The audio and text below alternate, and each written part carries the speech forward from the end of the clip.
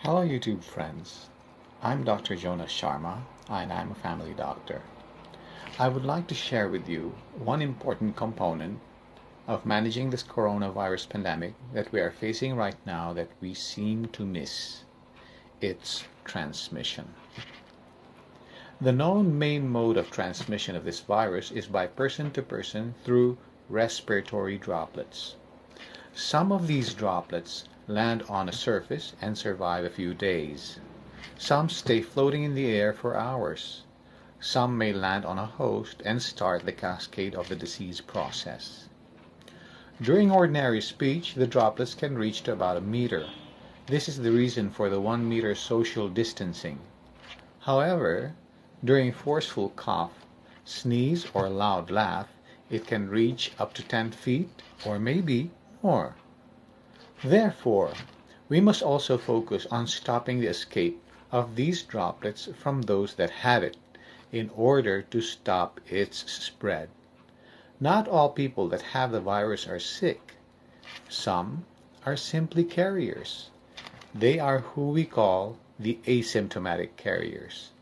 Some get sick later after the incubation period. What is the incubation period? The incubation period is the time from when the virus enters the body until the person having it manifests with signs and symptoms. This period ranges from 1 day to 12 days, but for uniformity it was pegged at 14 days.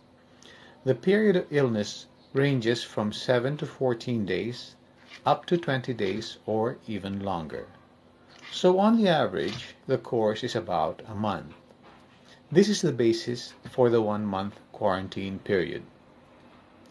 Since we really do not know who may be carrying the virus, unless they test positive, of course, which could take some time to know, it is very difficult to control its spread unless we do the following measure. Now here it is.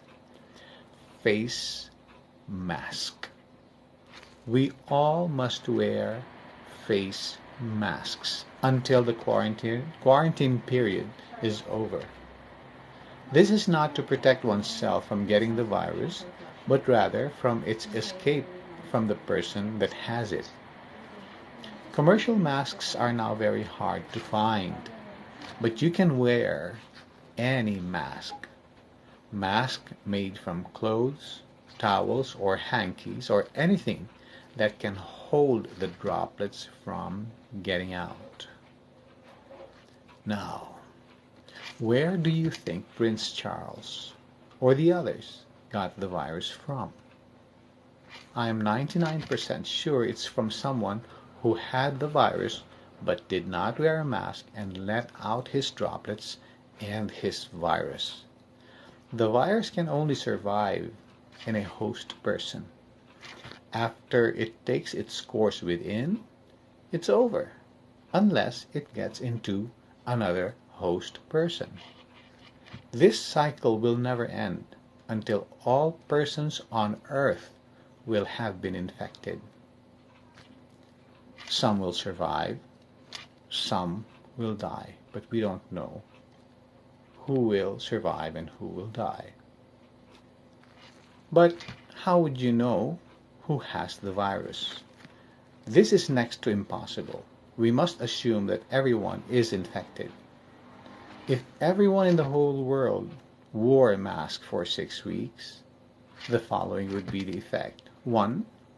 The volume or the number of cases will drop significantly, and therefore the healthcare system will no longer be overwhelmed and can manage cases with much ease than before.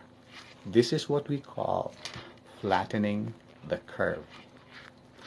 Number 2, this virus will be disabled naturally and economically with much less need for antivirals, which could be very expensive, and other medications that have potential undesirable side effects. Prevention is still much better and cheaper than finding a cure.